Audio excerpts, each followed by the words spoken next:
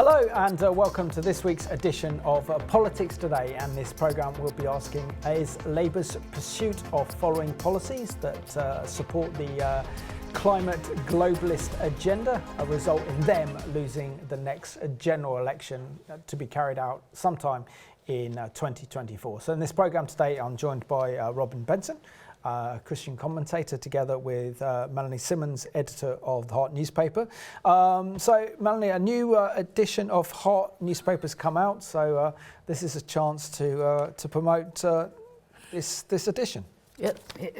As I mentioned previously, this is what the Lord led me to have on the cover, which is a challenging question, and we've got some evidence. We found this wonderful Christian Professor Werner, German professor, who's got a PhD from Oxford, and he's pointed out how crises have been used to, I'll hold this up again actually, crises have been used to bring about the globalist agenda, and it's, yes, very extremely interesting and challenging, because the central bankers said to him that ultimately they're working towards UBIs, universal basic income, administered through the CBDC, central bank digital currency, and they would like the CBDC to be like a grain of rice under your skin. So of course we have the technology for Revelation 13. Then we have a wonderful article by Robin here on Israel, as usual, some very sharp, up-to-date, pithy commentary. We've got 3 pages on social engineering by the back door. This is being very well received, the bank accounts being closed. But more than that, people like when Caroline Farrow was arrested, for tweeting or doing something about a man's a man and a woman's a woman, or something offensive like that. And then we've got a lovely 2-page article on AI by Graham Bridger, who's written for us before. And then we've got a piece on Andrew Bridgen. And this will, I'm not showing that much because it's very controversial politically, and what the government said to him off the record. Very good. And great to see you on the programme as well, Robin. So, and it's great to know that you're writing for Melanie's paper, Heart newspaper. Robin, share with us how, with less than probably a year to go, or maybe a year to go before a general election is called, and how we're seeing at the moment a reversal of the globalist climate emergency policies that this Conservative government, particularly under Boris Johnson, followed, but also is the key policies that the Labour Party under Sir Kier Starmer is also following, could have a huge impact on the general election, particularly as these net zero carbon emissions policies are leading our nation into absolute poverty. Yeah, I mean, it's hard to actually get around it in your head that we actually aren't that far away from a general election, because there's just so much going on in the world today. The general events of everyday life sort of just seem to get shoved off to one side, because there's just one headline after another, one crisis after another. Yeah, I think the next few months until the election comes around is going to be an interesting time, as both the major parties, I mean, you can discount the minor parties, they'll have their own policies, whatever sort of shape and colour they are. But as both the major parties try to win over a substantial part of the electorate. And we were talking before we started recording the programme, and I think, at this stage, far removed from the actual election, I don't think it's a given who's going to win. Certainly, on the basis of the local by-election in the London area, it's quite possible that Labour MPs may get the boot in favour of Conservatives, because there's so many Londoners are angry with this ultra-low emissions zone legislation that the mayor is trying to ram through. But then you've got a lot of Labour seats in the Midlands and the north of England that turned to Tory because they were disaffected with Labour.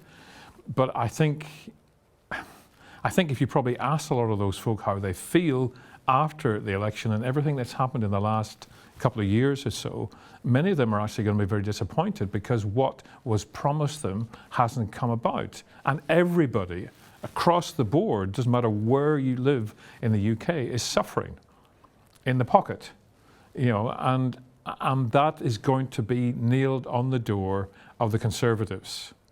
So they're going to have a really difficult job to win the case that they have something to offer beyond the conclusion of this particular parliamentary session. And when it comes to the actual poverty aspect, we're all aware of it. I'm aware of it when I go shopping, just for basics, for everyday living. Everything is going up in price. And a lot of that is due to rises in energy costs because the manufacturers have to somehow pass those along.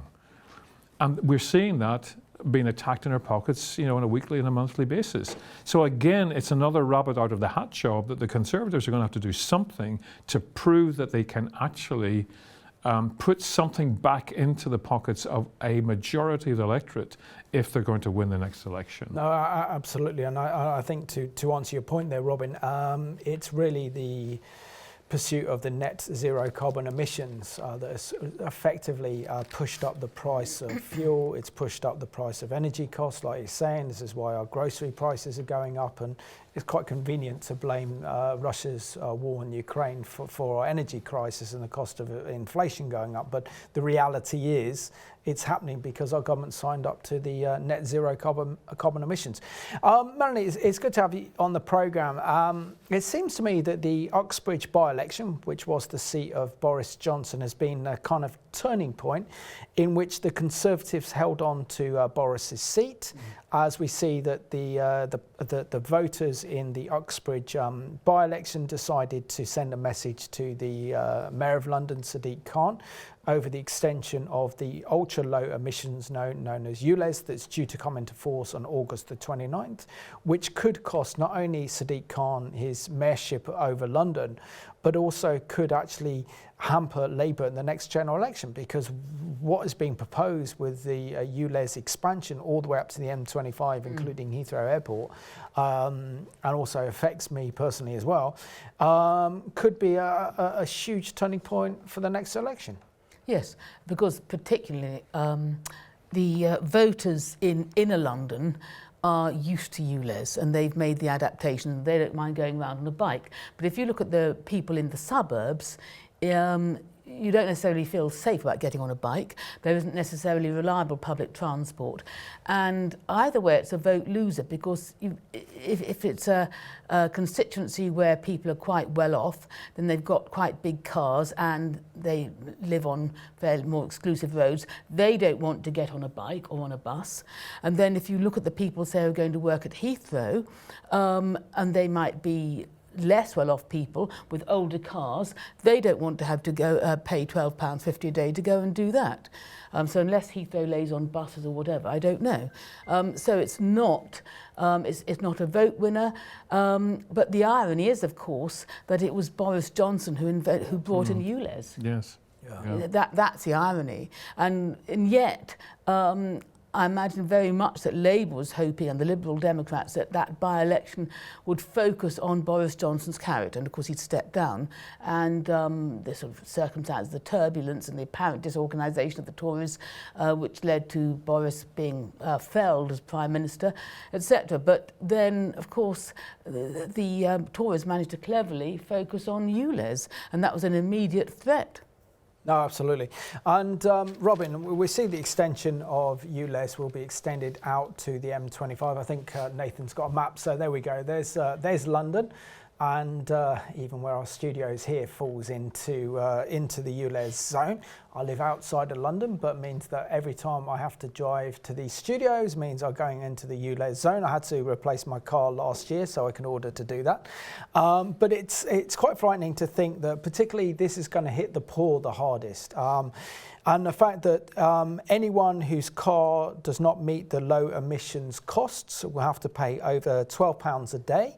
That's an increase of £4,000 extra kind of hidden tax a year. And there's a mass rush now to buy second-hand cars that comply with Ulez, and the extent now that the price of second-hand cars that meet these criteria has gone up by 45%, and share with us how this is effectively a tax on the poor, will also cost Labour massively, and particularly London, the next general election. Yeah, it's a tax on the poor, but it begs the question, do the Labour Party represent the poor anymore?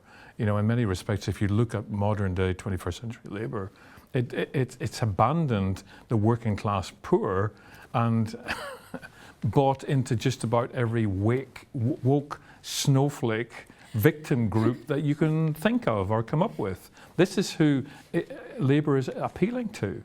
And you know, the difficulty is that it is actually going to put people into debt. If they have to purchase one of these vehicles, whether it's new or second-hand, with these exorbitant second-hand prices, people are going to have to take out loans. Then they're going to have the extra costs of running it. And one of the things that I find interesting in all of this green ideology is that long last, and I'm sure maybe Melanie will be aware of this too, people are beginning to kick back against it. People are beginning to question, is a low emissions or an electric vehicle really helpful to the environment? And those who do the due diligence will suddenly discover actually it's not. None of them are. Solar panels aren't. Heat pumps aren't. I mean, they have been sold to us by successive governments, not just Conservative but Labour too, as the way of solving so-called the green crisis. And actually the manufacturer of all of these so-called saving devices is creating more problems than it solves. And thankfully, that sort of information is starting to come out in the mainstream press. I mean, it's not a lot, but it is there if you do some searching.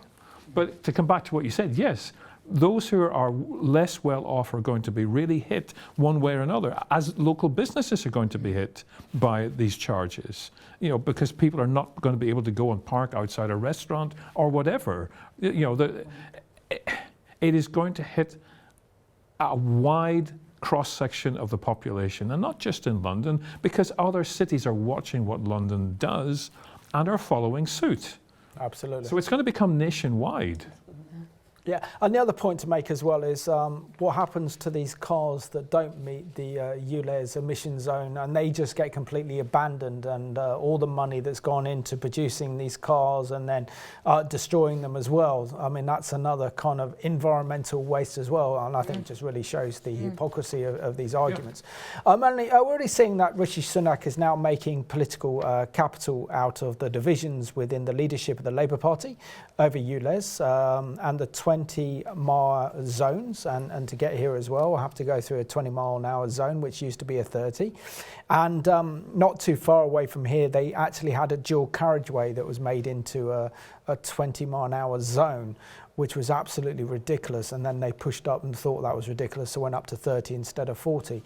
But we're seeing that our Prime Minister is looking into that. And we're also seeing how, for example, there's a huge argument at the top of the Labour Party between Kier Starmer and Sadiq Khan over Ulez, and Starmer wants to delay the introduction of Ulez for the 29th of September. So share with us, have we finally woken up to the huge expense of following the globalist climate fear policies?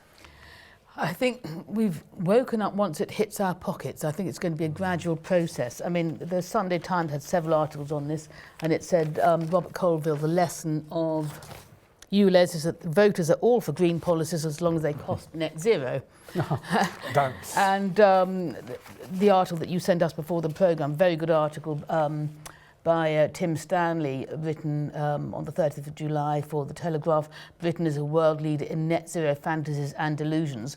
And he's making the point that it has to happen on a bigger scale, and that just we're sort of picking at the edges by taxing people through Ulez or through enforcing heat pumps, well, we're not enforcing them yet, but we just haven't. There's been no long-term planning for this. Our houses don't allow for any of this stuff. Our houses aren't built in a very green way. They're thrown up, as it were, and then you need insulation to make heat pumps work, etc.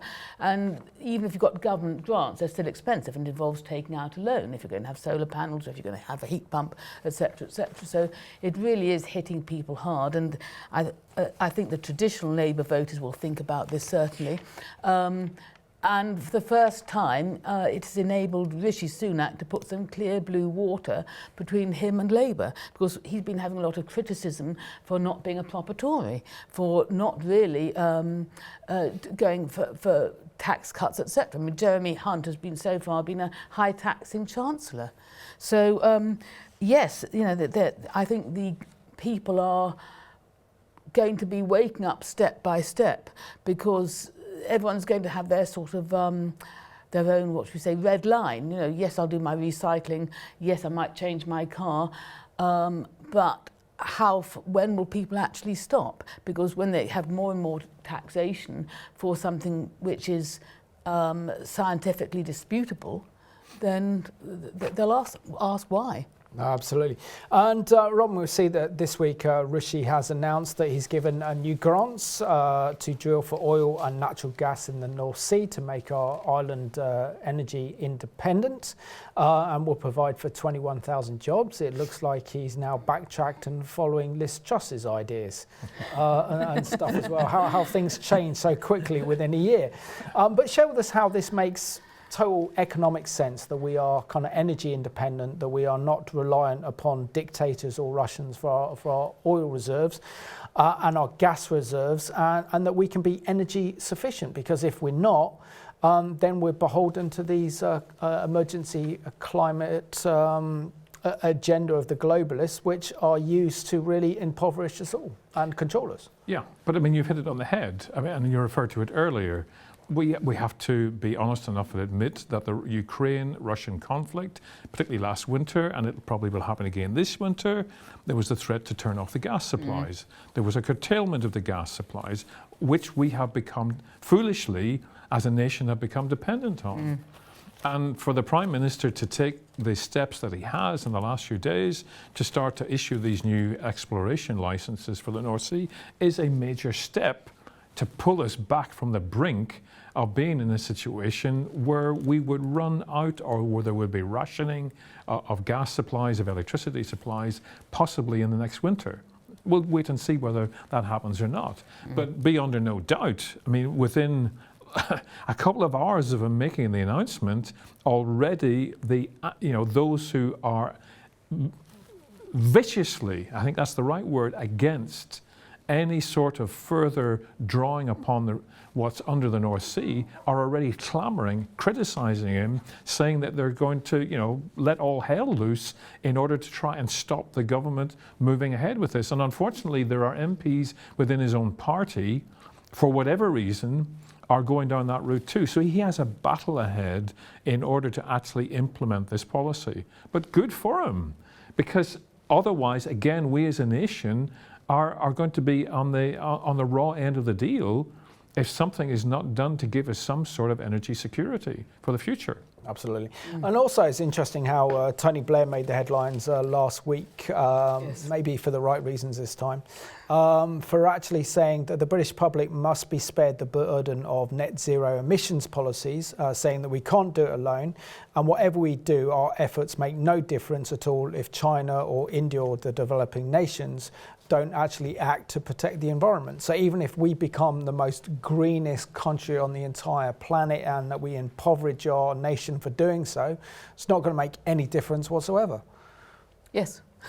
I also agreed with Tony Blair for once over this, and I remember China was at one point, it was building something like 30 coal-fired power stations every week. Whereas we are busy decommissioning ours. I mean, there was an article which I brought from the Daily Mail back in June, the end of June, and saying we'll be able to keep the lights on this winter. Because the energy firms are trying to doff their forelocks and do the right thing, and they are busy decommissioning coal-fired plants. So it says that there will only be one coal unit run by the German company Uniper at Ratcliffe-on-Soar in Nottinghamshire. Only this one coal unit will be available to help prevent blackouts in the event of a particularly cold winter. Now, if the summer's anything to go by, I don't know, it might be quite cold. We're not exactly boiling over here, are we?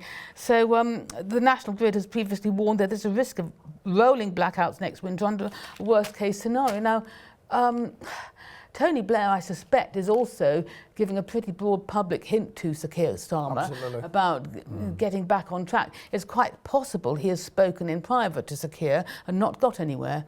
But if it was New Labour under Blair, so they'd be being really a bit more realistic. Well, they could probably abandon the environmental policies, get the keys at number 10, and then pursue these policies. And then think they've got 4 or 5 years for next general elections. It's not going to make any difference. So, we can deceive the British public. It doesn't matter.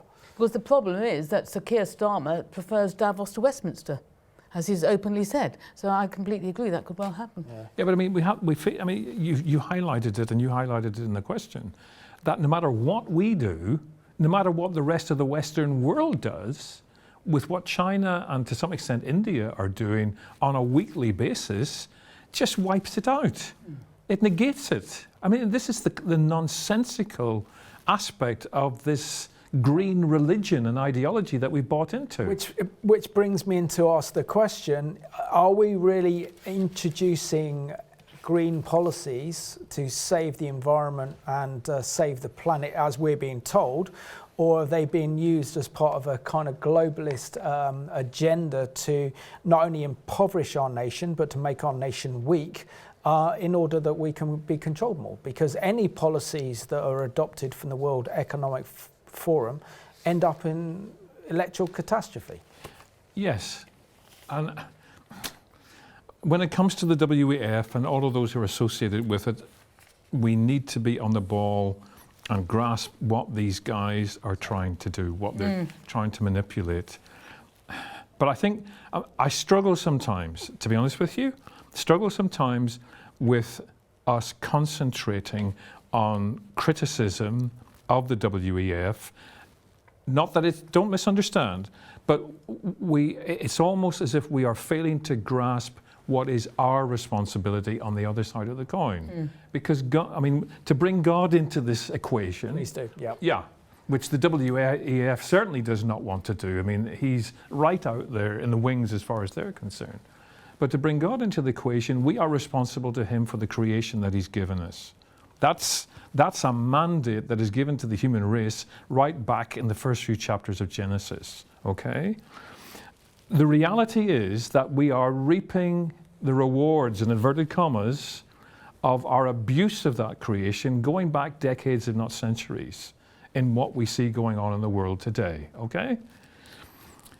We don't follow, even those of us, in all honesty, who claim to be believers in Yeshua, in Jesus, to be followers of the God of Israel, we don't always follow the Maker's instructions. And he's laid it out pretty clearly, as far as I can see, certainly in the 5 books of the Torah, how we should treat the creation that he's given into our hands. And that includes how we treat our neighbors, because that's part and parcel of the problems that we are seeing in the world today. And the Creator gets no mention. God is not in the equation. Sadly, even in those parts of the Christian church who have bought into the green agenda, God is not really on their radar. And we are facing a situation when it comes to the WF and all of those minions that are associated with it and literally have bought into it and are financing it, they are feeding us an agenda of fear and misinformation and a godless humanism. Absolutely. And I think that should put the pressure on all of us who love the Lord and who love his word to be seeking to present a more biblical response to this. I mean, to find a biblical response to this and to present it at least to the body of Christ so that they're better informed, rather than concentrating on, dare I say it, the conspiracy theories, some of which are valid and some of which are totally off the wall, that are connected with this whole globalist movement. We have gotten distracted away from Scripture. We've gotten distracted away from our foundation, and we need to begin to put ourselves back to it and look at everything that's going on with a biblical set of lenses. Excellent. Appreciate that. An interesting. I think that's a further program. I think to follow on from this one. Melanie, I was reading the article by Tim Stamley in the Daily Telegraph. I've only got 2 minutes left of the program, which he says Britain, a world leader in net zero fantasies and delusions, argues this point. It says, "Say tomorrow I decide to do everything I'm advised to do to be a good person. If I buy an electric car, the cheapest family-sized car that can go a reasonable distance and climb a hill begins at 27,000. Solar panels are about 7,000. Air source pumps 2,000 to 9,000. Adjust for the government grant, which ends in 2025. Installation to make the pumps worthwhile, roughly £1,000 plus labour, all during a cost of living squeeze. As laws target gradually push net zero from lifestyle to mandate, so shifts the realms of nice idea to you must be joking." How sustainable are these policies now? Well, they're not sustainable, and the government's already hugely in debt. I believe it's close to 100% of GDP, the amount of our debt. It's not sustainable long term. But the measures we are taking are also, going back to what Robin was saying, really not realistic, and they haven't been thought out enough. The science is in dispute, but we're not allowed to discuss any other aspect of the science. And we are, my real concern is that... Going to have to end the programme on that one, so we're going to have to leave you on hold that one for the future programme. So thank you, Melanie and Robin, for being my guests on this week's Politics Today. And I want to thank you at home. We all have a responsibility to look after the planet, look after what God has given us to manage, but at the same time, we shouldn't be living in fear by the climate emergency globalists. And could these policies be the turning point of the next general election? So thank you for watching this week's edition of Politics Today.